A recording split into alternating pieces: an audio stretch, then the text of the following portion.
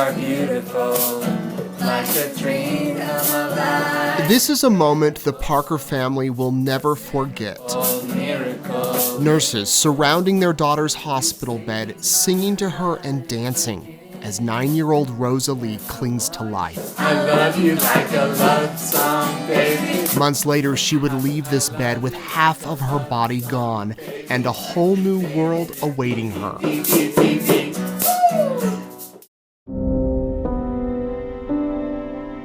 The day that she was born, she decided to come, and she's had a strong spirit ever since. Rosalie is Ben and Eileen Parker's oldest child. She has a 7-year-old brother, Micah, and 4-year-old sister, Charlotte. I always call her my mini-mom.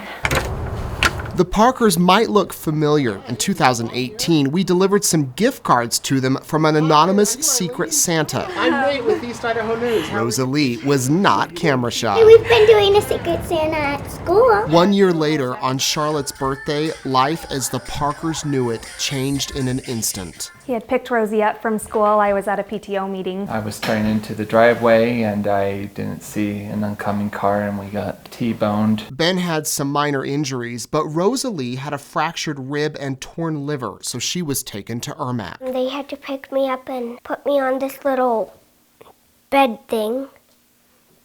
And then they put me in the ambulance. Within 2 to 3 days, they said we'd be able to go home. The crash happened Wednesday. Rosalie was fine on Thursday, but Friday she developed a fever and wasn't talking very much. The next day, her parents were in the lobby of the hospital greeting a friend when a code blue was called on the intercom to Rosalie's room. And we raced to the elevator, and someone was at the elevator, and I said, "This is an emergency. Our daughter's dying." And we got up the elevator, ran into the room, and the lights were going off, and we saw our daughter being worked on by tons of doctors and staff trying to bring her back, and we were just holding each other, crying and praying that she would be okay.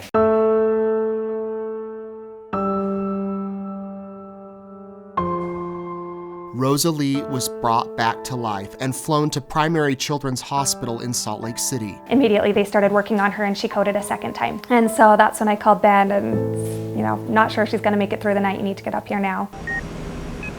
Doctors discovered strep had formed in Rosalie's blood and spread throughout her body.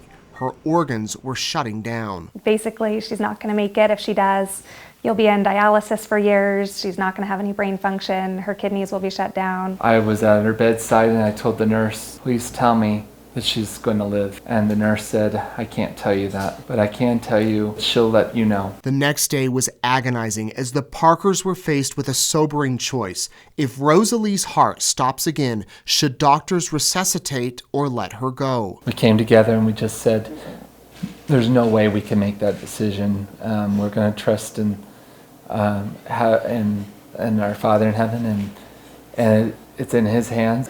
Hey, princess. The hours seemed like days, but Rosalie slowly began to stabilize. I love you. Even though she was asleep, she made subtle movements. Her family was by her side every moment, reading, singing, praying, holding her hand, and telling her how much they loved her. It was scary, even as somebody that's seen some pretty scary things. Brittany Badeau was one of Rosalie's ICU nurses. And there were stretches of days where there was no progress. And in those days, I swear it's that family, we would just sing and dance and just bring light as best we could in the darkest place you could ever imagine as a parent. That light made a difference because one day Rosalie woke up. It's one of the few moments she remembers. I felt myself laying in bed. And then I'm like, "Mom?" And she didn't. She heard me and she's like, "She's awake." It was January, 1 month after the crash, and sepsis had caused blood to stop flowing to Rosalie's limbs. Doctors would need to amputate. I didn't know what it was like to be with no hands and feet. Over the coming weeks, Rosalie endured 17 surgeries. She ended up losing her hands, arms, and legs below her knees. It is Rosie's ridiculously strong body that got her through that. After 3 months, that strong body was ready to go home to Idaho Falls. I was really scared to come home. At the hospital, you have the nurses, you have your help, you have such a huge support system. But it didn't take long for a support system in eastern Idaho to rally around the Parkers. Aides, neighbors, family members, friends, church members, and students and teachers here at A.H. Bush Elementary School stepped forward in a big way. We tagged along with Rosalie on the day her school celebrated Halloween. She dressed as Cinderella, complete with her carriage. And what am I gonna do, Rosie? We're gonna come out into a left. She began the day in class before going to occupational therapy, where she proudly showed us how she eats, drinks, and cuts paper without any hands. Then it's physical therapy in the pool, where Rosalie shows no fear. After swimming, Rosalie heads back to school, where everyone seems to know and love her. During recess, she says she usually takes her wheelchair around the track while other kids play. When I'm halfway around the track, the bell rings. On this day, she simply enjoys a piece of candy, and when asked if she needs help opening it, she politely declines. After school, Rosalie heads home with Micah, Charlotte, and Mom. Most days, an aide shows up to help with homework, reading, and crafts before the Parkers eat dinner and settle down for bed.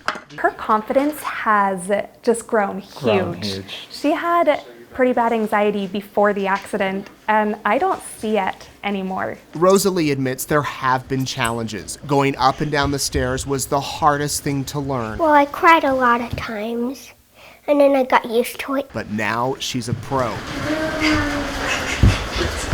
Another worry, what kids might say about her. When I first went to school, I'm like, Mommy, what if people say that your feet is gone and you kind of look weird? But that fear quickly disappeared. I noticed that a lot of people was being nice to me, and now I'm not that embarrassed anymore. You'd think life would be more complicated for the Parkers now, but they say things are just the opposite. It is just so much happier.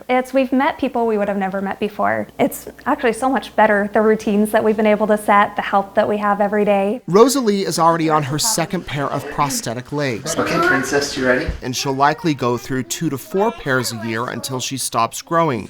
Arms could come later in life. There are memories on the Parkers' living room wall of her last handprint before the amputations. But ask Rosalie this question. Is there anything you missed that you could do before that you can't now? And it takes her 15 seconds to come up with this answer. Nothing.